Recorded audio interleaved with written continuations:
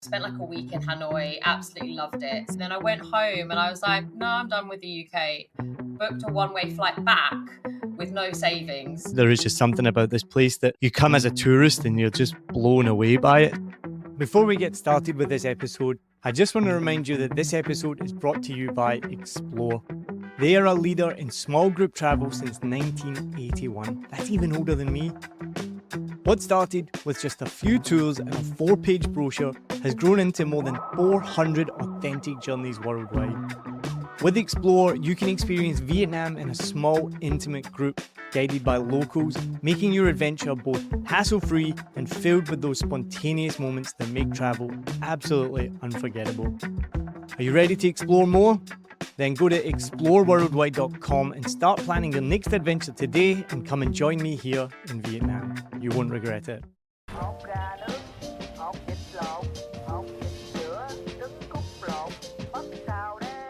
Welcome to another episode of a Vietnam podcast with me, your host, Niall Mackay. Now, a Vietnam podcast started in 2019 with the aim of sharing stories of people connected to Vietnam. Since then, we've gone on to be one of the top 10% podcasts in the world, listened to all over, and we actually even won an award in 2024 for the best interview podcast in all of Asia, which still blows my mind. Now, my name is Niall Mackay. I came to Vietnam in 2016, started this podcast in 2019, and I've been able to learn so much about this country through that. I came here for 6 weeks and decided I like this place and I'm going to stay. Now, in today's episode, I am really excited to hear what she has to say. So she is originally from the UK, like me. She arrived in Vietnam, like me, in 2016, but actually up in Hanoi. And she has worked in a hostel and as a tour guide. Also, like me, she didn't plan on staying in Vietnam for 9 years, but here we are, and she's still here. And she also runs the Gluten-Free Hanoi Instagram and, get this, won Influencer of the Year in the People's Pick Awards. So congratulations on that.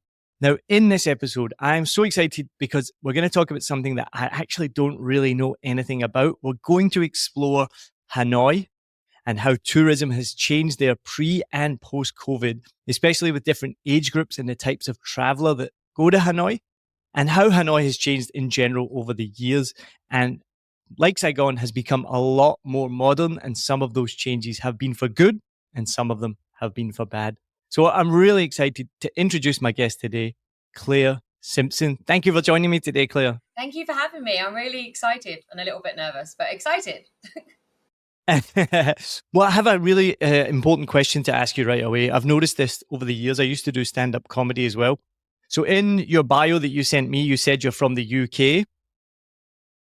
I'm going to guess that means you're from England? Yeah, but the thing is, I say UK because my dad's family are all Scottish, right? I grew up a lot in Scotland as a kid. My mum's family are Irish. I was born in England. It seems relevant to say the UK, no? You get a bit of a pass on that, but I have noticed over the years that the English are too embarrassed to say they're from England. And when I've done comedy shows or met people and I'll say, where are you from? They'll go, Scotland. Where are you from? Wales. Where are you from? Northern Ireland. Where are you from? The UK. And they're from England every time. It's a fair point. It is a fair point. So tell me a little bit about how you came to Vietnam and how you ended up staying here just like me. Okay, so I travelled Vietnam back in 2016 at the beginning. Spent like a week in Hanoi, absolutely loved it. Stayed at a hostel. Can I mention the name of the hostel? Yeah, Central Backpackers. So yeah, stayed there for a week, loved it. And then I went home and I was like, no, I'm done with the UK. Booked a one-way flight back with no savings. It was, in hindsight, a little bit silly. But I got a job at the hostel working as a tour guide and did that for like 6 months. So I was doing pub crawls, walking tours around Hanoi, had to learn a lot about Hanoi very quickly for those, and also Halong Bay tours as well. So I think I've been to Halong Bay more than any person should or could, I don't know. But yeah, wow. Did it a lot. That's amazing. So what was it then about Vietnam that made you want to come back immediately? Because I know we've talked about this so much on this podcast, and if you're a regular listener, I'm so sorry, but I do want to hear your answer because it might be different to other people. So what was it about Vietnam that you were like, I'm coming back with no money and a one-way ticket? Oh, okay. So this true story. It originally it was for someone that I met who I no longer have any contact with. I'm not going to name drop them because I just don't want to. But yeah, it was someone I met, and yeah, and then they convinced me to come back, and it was going to be this whole kind of fairy tale thing. It wasn't. But on the other side of that, it was like the food, the people. I had a really great time. In hindsight, I didn't see much of Hanoi before I moved here. I had no clue. I came in, I think it was like February, March, kind of, March it would have been. And then I moved back in June. Like, even silly things, I had no idea that the weather got as cold as it did in winter. Didn't look that up. I was very shocked. I didn't know about what my long term plan was. I didn't know about pollution rates here. It really was like a whimsical thing. I was 28 at the time, so you would think I would have more of a plan, but no. But it worked out. It worked out all right. I'm still here. Something must have gone right with that story. Well, that is a little bit of a different answer that you came for love, we'll call it. We came for somebody because a lot of people just come and they're just like, I have to come back here. There's something about Vietnam that just gets them. So that is hilarious that you left UK, I'm going to imagine, in part because of the horrible weather in the UK and then moved to Hanoi where the weather in the winter is arguably worse. Yeah. Well, I think as well, to be fair, I left, there wasn't much going on in the UK for me at that point, and Hanoi just seemed fun. I think that's what it was as well. I didn't have that much fun in my early 20s in the UK, and then Hanoi was super fun. And I was like, I'm just going to see what happens here.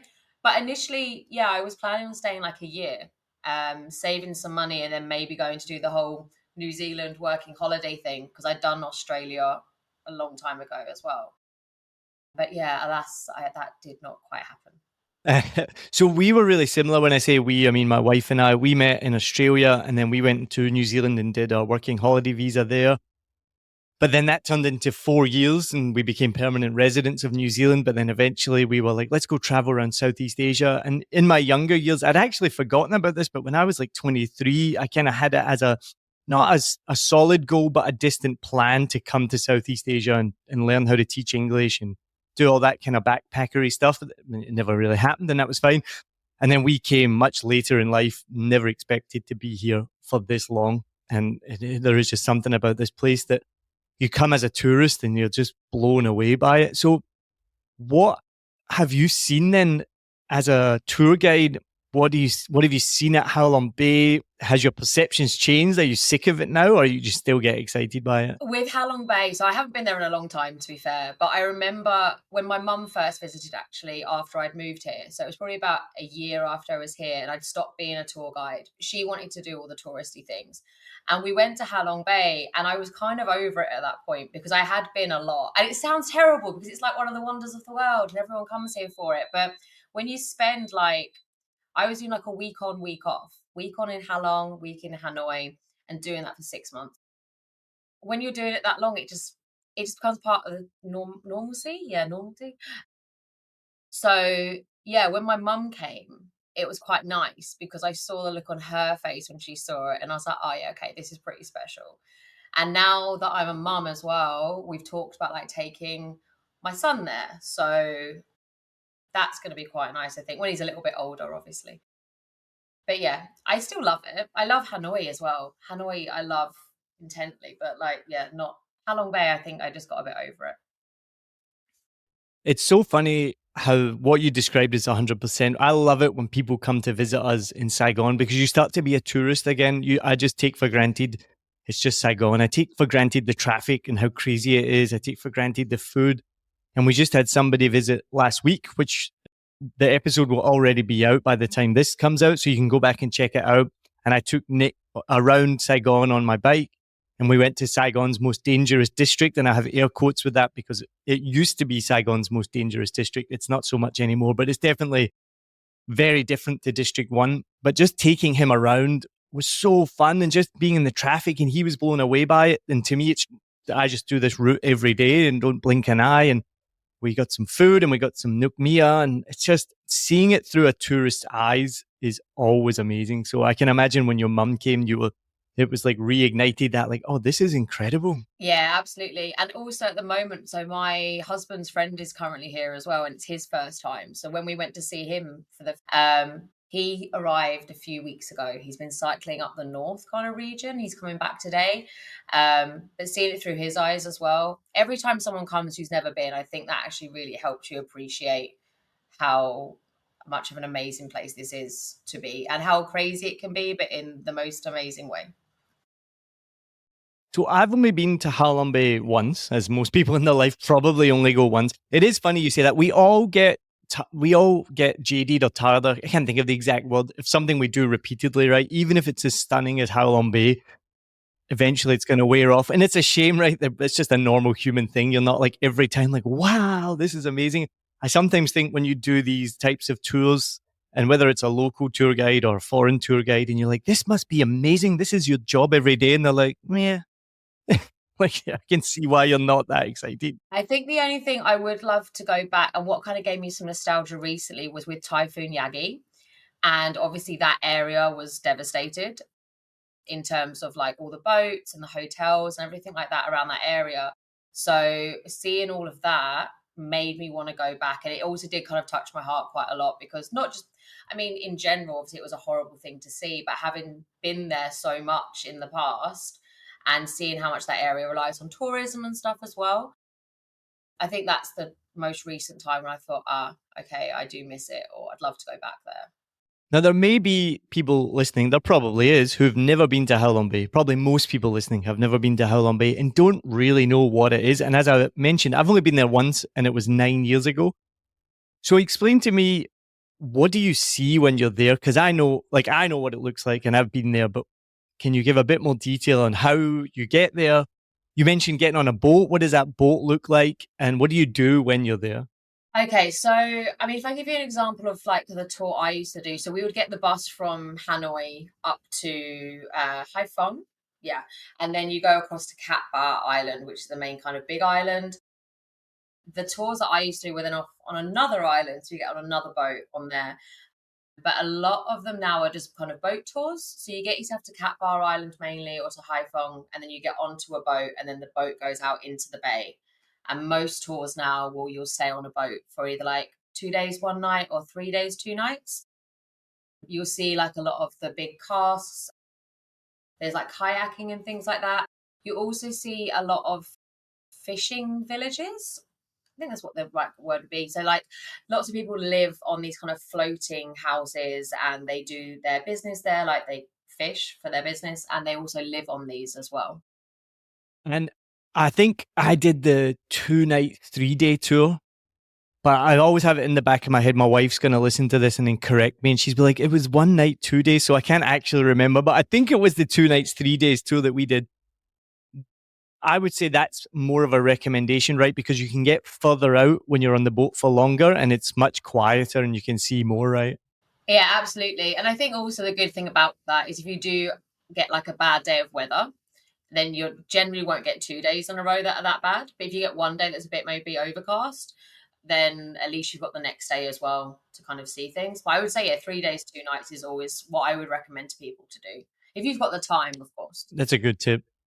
Yeah, of course. It is just such a stunning place. It's I don't use this word very often, but otherworldly a little bit, right? Yeah, because I think as well, if you're coming straight from Hanoi to do it, which most people would, you'd be in Hanoi first and then go up to Halong. You're going from like the craziness and noise and bustling kind of city to just very quiet, calm waters and yeah, a bit more peaceful. Now, you're like me, you've lived in Vietnam through COVID. Mm-hmm. How has that changed tourism in Hanoi? Okay, so it's tricky because obviously I don't work like directly in tourism now as a tour guide. So I do kind of my Instagram that you mentioned earlier with all the videos and things about food and tips, but I don't work directly with tourists. But from what I've seen, tourists seem to be a little bit older now. Like before, you'd get a lot of, when I was working in the hostel at least, get like a lot of like 18-year-olds up to 25-year-olds. That was like the main demographic I saw. And so even I was 28 at the time, I felt ancient. You would get like 18-year-olds being like, oh my God, you're nearly 30. And I'm like, oh, thanks. But Yeah, now you've seen a lot more older tourists. You see a lot more families as well. I actually recently went to the Old Quarter which is the main, for those that don't know, is the main kind of tourist sector. And yeah, there was a lot more kind of people in their late 20s, early 30s. Interesting. Now, do you think that is partly due to the Vietnam visa rules? And this is something we've talked about a little bit. Vietnam, you have to pay for your visa and it's only 30 days. Whereas most other Southeast Asian countries, it's visa on arrival and it's free entry. So, like Thailand and I think Cambodia might be the same as well. I'm not sure because some countries now do get 45 days free here. So some countries now get 45 days Right. entry for free, and then But they still have 3 to months. pay for it, right? No, free. So it's slowly changing because I know that's been a bit of a barrier. So in Vietnam's not caught up in tourism. So my question was going to be, I wonder if it's more of a less attractive area for backpackers.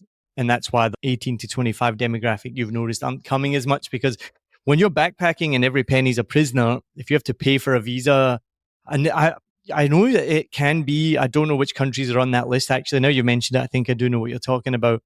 But I do know there's many countries that aren't on that list. And to do all that paperwork and everything, so I've been at the airport going through immigration and I've seen the person at the immigration stand next to me, assuming that it was visa on arrival and the immigration and not having a visa and the immigration officer having to basically turn them away. I do think there's a solution. I think they go to like the immigration desk and they can apply for it. But again, then you got to pay money. You got to do all this paperwork. I don't think you get chucked out the country per se, but it's pretty jarring and it's not a good first experience when you show up at the airport and they're like, oh no, you can't come in. We don't have visa on arrival. Granted, you should know this before you get here and you should do your research, but This is my argument, okay? Because there are a lot of groups that they have like for Vietnam travel and things, and you see people kind of posting, and I do feel for them. But they're like, "Oh, we've just arrived, and we thought we could have a visa on arrival, and now we can't. They're not letting us through." And I'm like, "Well, maybe just look before." But I know maybe that's being a bit harsh because I know the rules. But no, it's not. It's not harsh. It's not. You should look before you go to another country. I've seen it on Facebook groups as well. Like, urgent, I need help. I'm at the airport. Does anyone know anyone that can help me get a visa? Blah, blah, blah. And you're like, again, how have you? My wife and I talk about this all the time. We're like, how do you travel? How have you? Because we meet people that have traveled the world and they seem so dense. And you're like, how did you organize flights and visas and save money and get from point A to point B? Because to me, it seems like you can't even tie your shoelaces. there's also thing is, I have also seen a lot of this where there's sometimes a lot of problems with like the website that people use. Apparently, like it gets chucked back a lot if they put one like they don't complete all the information or it takes a lot longer than they thought. So, but I don't know. I haven't applied for a visa a long time, if I'm being honest, because I am living here. So Yeah. Well, it is something, if you are coming to Vietnam, make sure you know the visa rules. They do change quite often as well, which doesn't help. Like you've just reminded me of something that I'd changed that I'd forgotten about. Not that I'm the same as well. I don't ever really have to apply for visas like every 3 years or something, renew stuff. But if you are coming, make sure you know the visa rules. It's not visa on arrival for most countries. Have all your paperwork in order and don't misspell your name because well, that's the other one that's confusing because Vietnam do their names backwards compared to Western names. So generally, their family name is the first name, and a lot of the websites that I've been on for flights, they are very clear on like what name to put. So just make sure you're very clear on that. Don't put your first name as your last name and vice versa. I didn't even think about that actually. That's a point because I know that from getting my own kind of documents here, but I completely forgot that's probably a reason that some people might get declined as well. Yeah.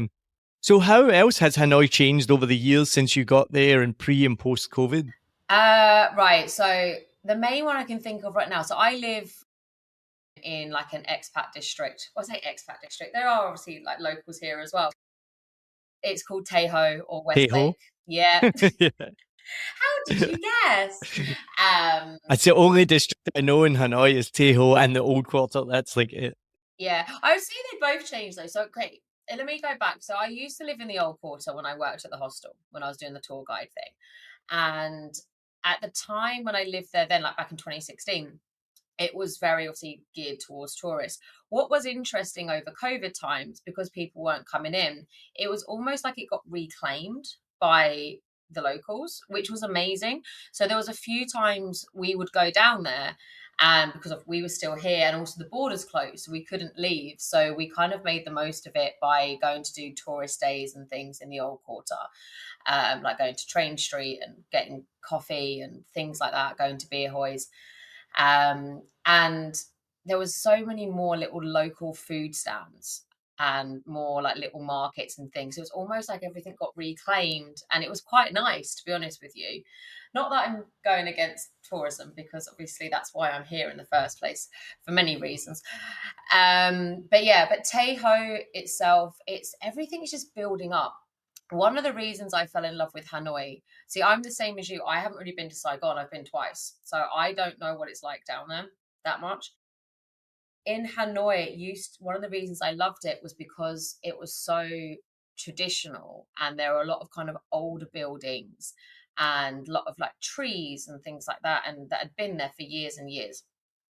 We still have some of those, but now I'm even looking at my window now, and the amount of like big, tall apartment buildings and high rises that have now appeared over the last few years is crazy. Like, there's such a boom going on right now with housing and the economy in general.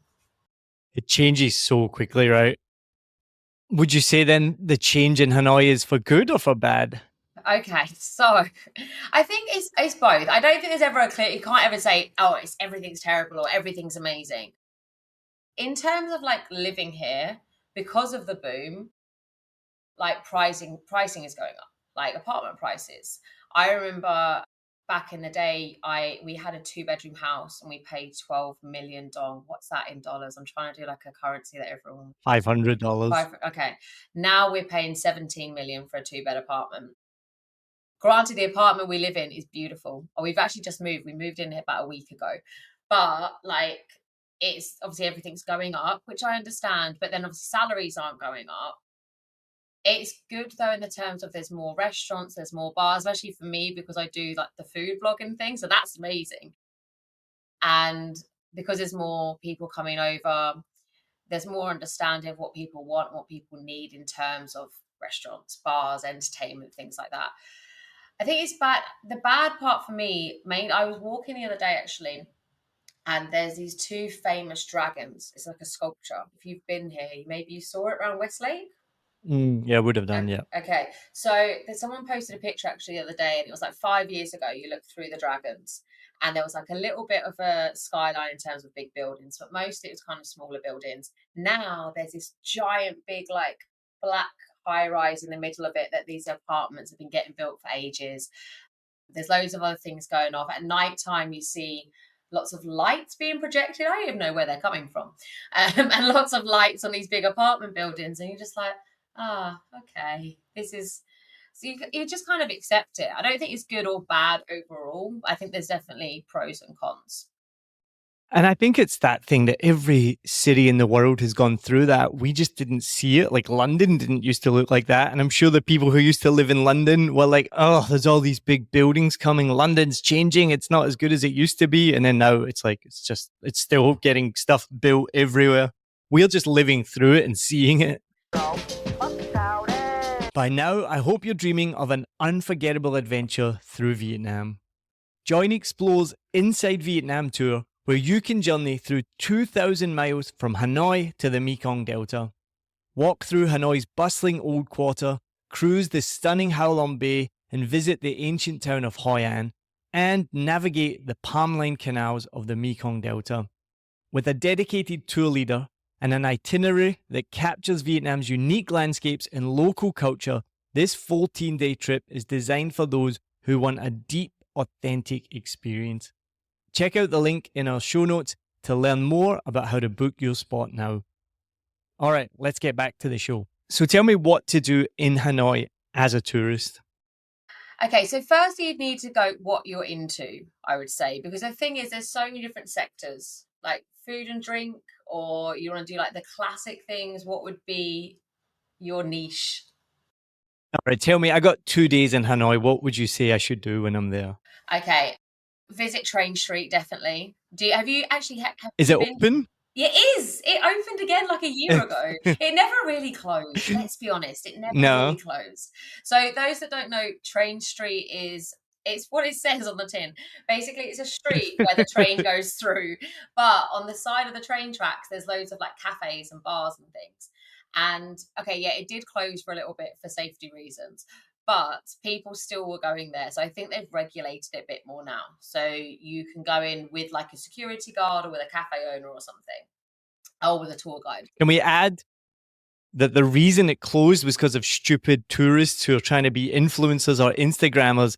And so what happens on Train Street, so we didn't really specify, I have been, it's amazing. The train comes through like 4 times a day, I think, or something like that. The times I know are, well, when I was there, the times were listed at what time the train would come through. And you can sit and have a Vietnamese coffee, a beer, food, right by the train tracks. I guess they used to all just be houses and now they've opened up as cafes. And then when the train comes, you can get a video of it. And it's just incredible. You're inches away from this really fast old Vietnamese train going by. But then it sometimes has happened where people have gotten too close or they've been on the tracks trying to get a picture and they've either been killed or injured or hurt. I'm not I've 100% not sure. heard of anyone dying. I remember, like, I've heard of a few people No, I getting didn't think injured. so. I mean, I could be wrong, Yeah. but I know that there's a few people getting I injured. don't remember anyone dying either. Yeah. But yeah, people just getting too close to the train, basically. So if you do go, don't do that because over the years, it has been shut down by authorities, even though it is one of the main tourist attractions in Hanoi, right? Yeah, for sure. Yeah, I think the last time I went, actually, I went with my cousin who's from Scotland as well. And we were sat there and he was like, this is crazy. And even the cafe owner, he was like, he was taking the mick out of tourists. He was like, I don't know why people come here. He was like, it's dangerous, but he's making money off it at the same time. He was a cafe owner Yeah, getting yeah. loads of money in, but he's got a good point. She wouldn't. I mean, would you do in Scotland or in England? If someone said to you, go next to a train track and have a cup of coffee, you'd be like, no, you mad. But yeah, it works. Well, so we have the metro opening here now. It's literally now opened for trials and it's really, really exciting. But we were talking about it the other day. One of the things that I foresee could happen, right? Obviously, Vietnam, they have trains, right? They're not like idiots. They know how the world works, but they've never had a metro.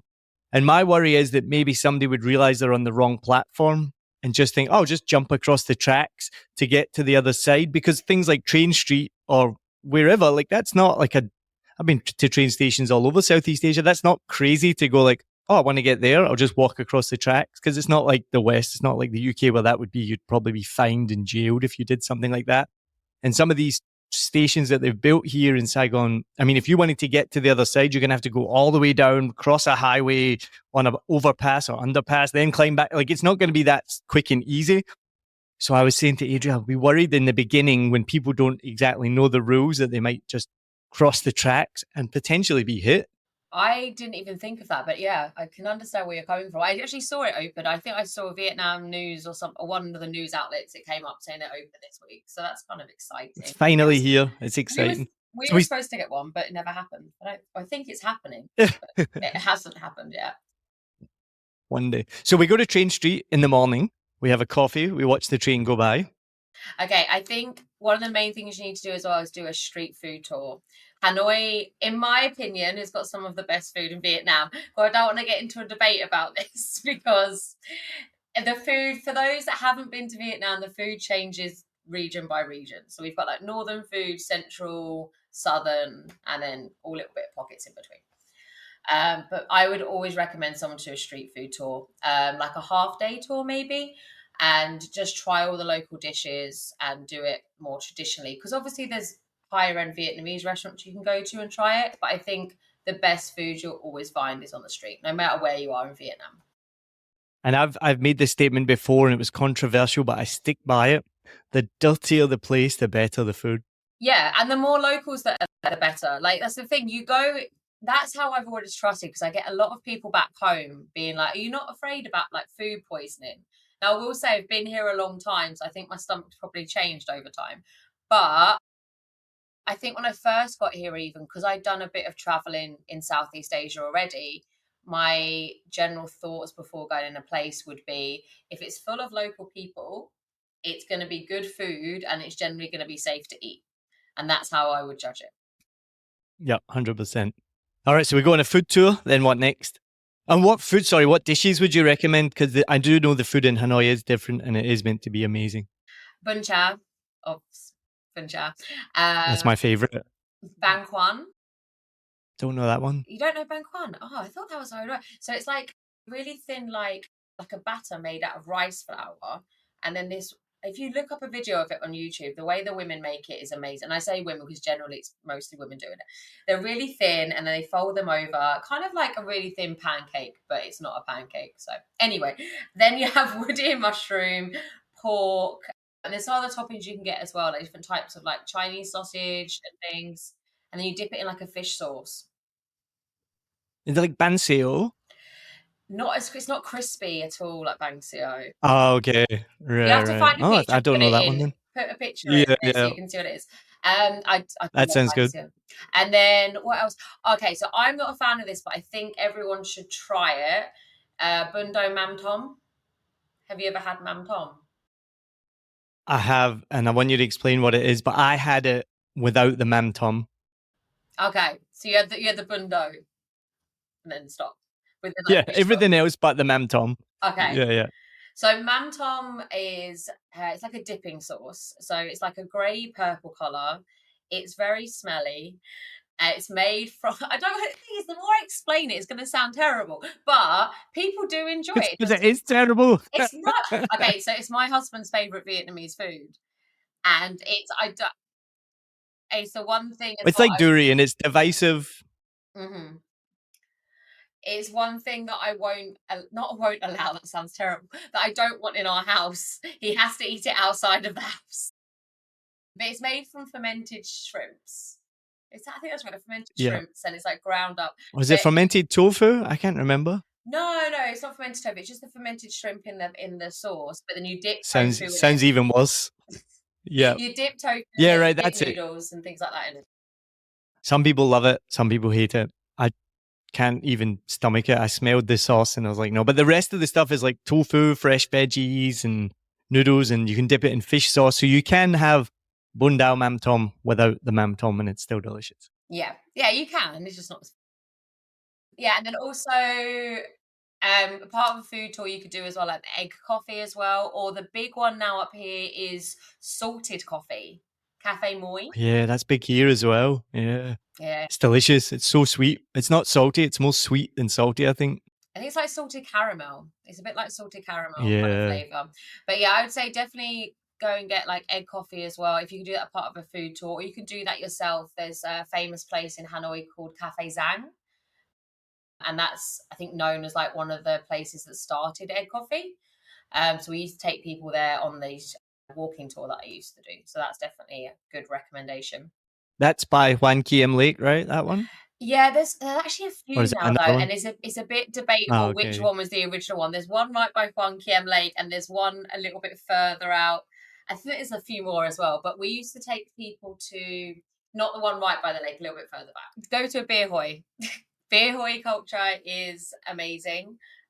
We've spoken a bit about it in the fact that it's not necessarily. I always thought it was something that was Vietnam wide. I didn't know it was mainly a Hanoi thing. For those that don't know what Bia Hoi is, it's basically like an outdoor little bar. You got little stalls, and you can get cheap beer, and it's usually about 10k a glass. It's about 25 cents, isn't it? Something like that. Oh, I mean, we actually went to a Bia Hoi here recently in Saigon, and it was 7k a glass. Oh, so you got slightly cheaper beer So now. It's slightly cheaper, but it's your point is though it's so cheap. But the difference is, right, so it's Bia Hoi translates as fresh beer, right? And it's brewed every day. And it's only 3%, I think. It's quite weak. So you can drink lots of it without getting that drunk. Yeah, I think the good thing about Bia Hoi as well, though, is, and I'm not, because it sounds like my whole day I've just planned so far for us is food and drink, but it is. But one of the good things about Bia Hoi is you get to mix with local people, expats, tourists. You can also just watch random things that happen on the streets. So depending where you are, like you could see what's going on and just people watch, which is one of my favourite things to do when I travel to a new city or country.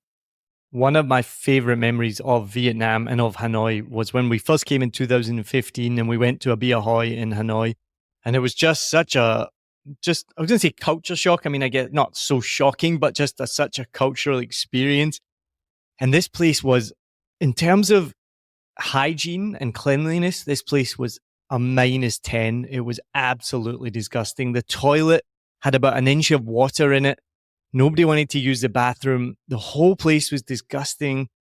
Just trash everywhere, because I didn't realize at the time that's a kind of a Vietnam thing as well, as you just put your trash on the floor and then as soon as you leave, they'll clean it all up, but they don't do it until you leave. So there's just trash everywhere, peanut shells, scraps of food. But oh my goodness, the food was incredible. I remember we had so much tofu, and they bring out the beers in these big, massive plastic jugs. And I think the jugs themselves were like $3 or something like that. They were huge.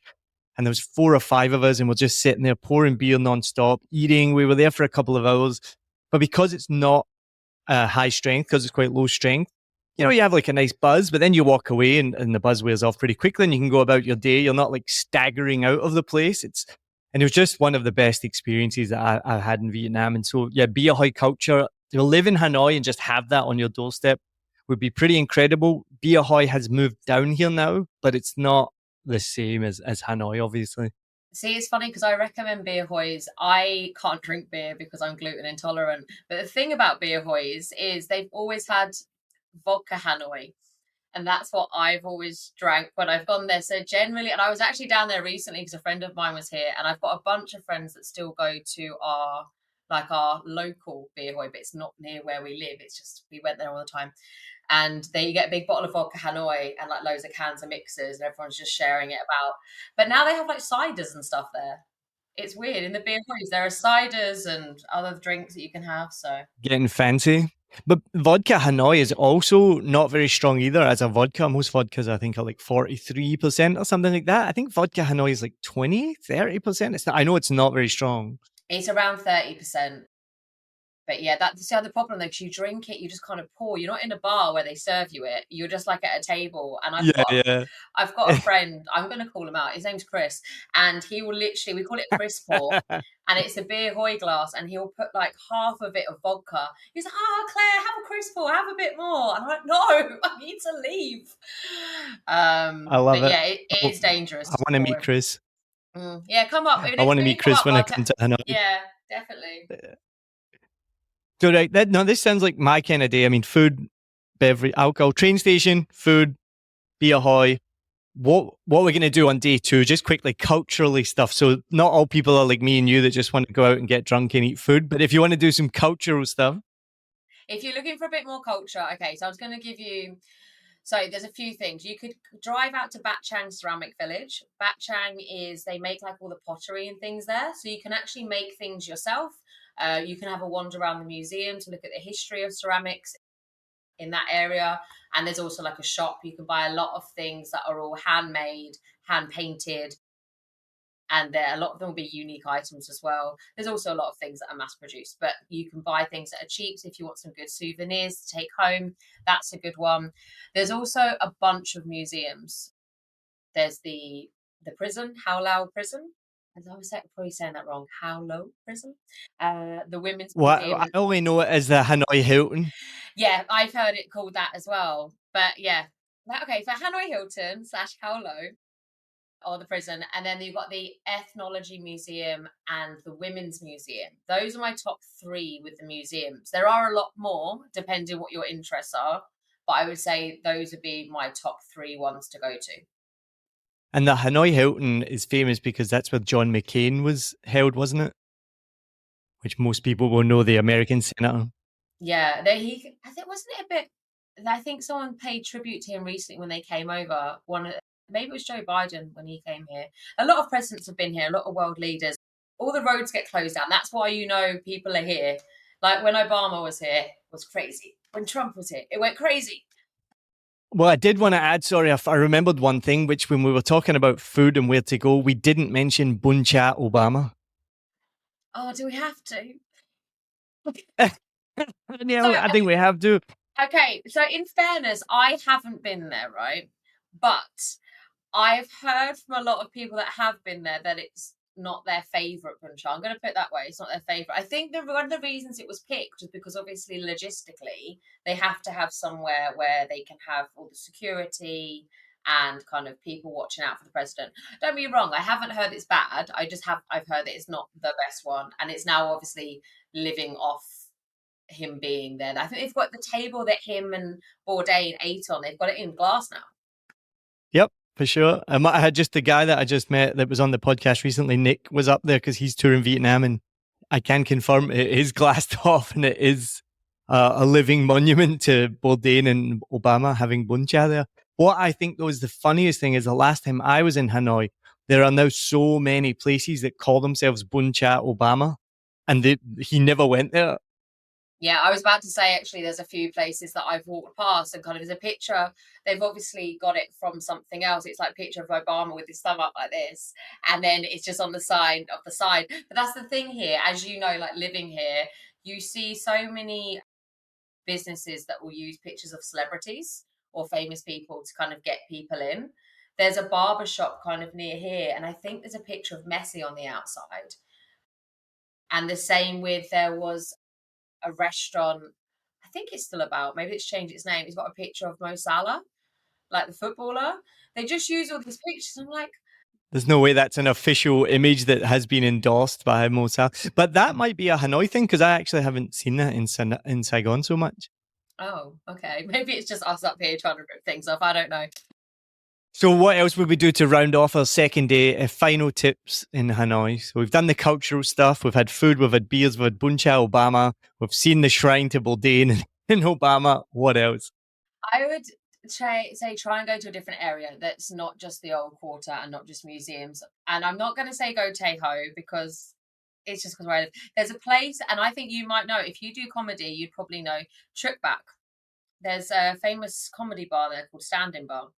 So you might know the area. I know what you're talking about. I've not performed there, but I know the area. There's a good Mexican place there, or there was 8 years ago when I went. I don't know if it's still there. See, Truk Bak I love, and I actually always wanted to live there, but we never have. But they've got some really nice little hidden away bars next to a lake, or there's also these like swan pedalos you can get on.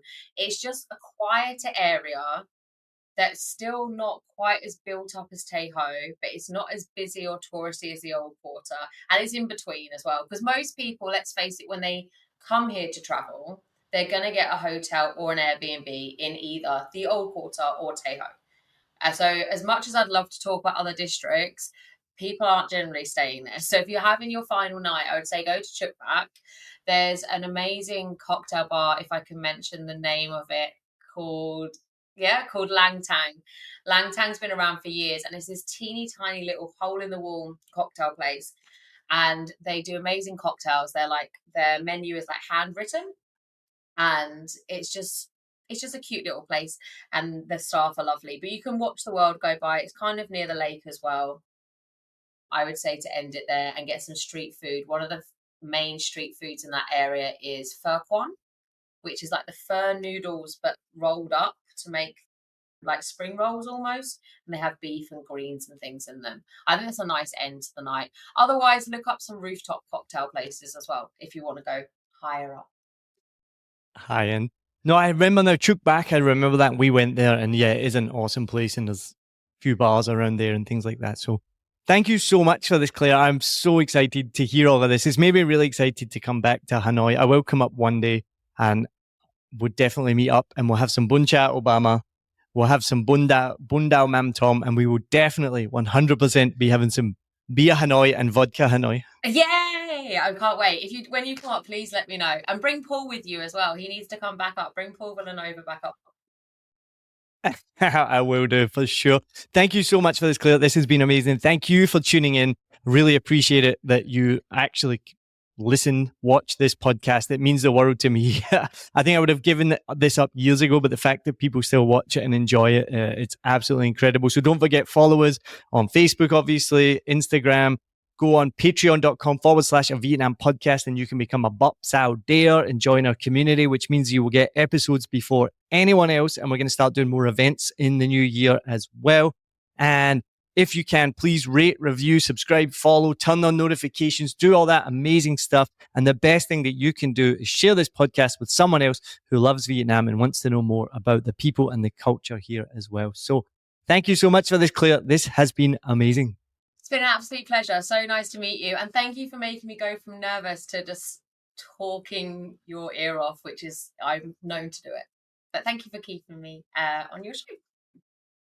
You are very welcome. Cheers. Thank you.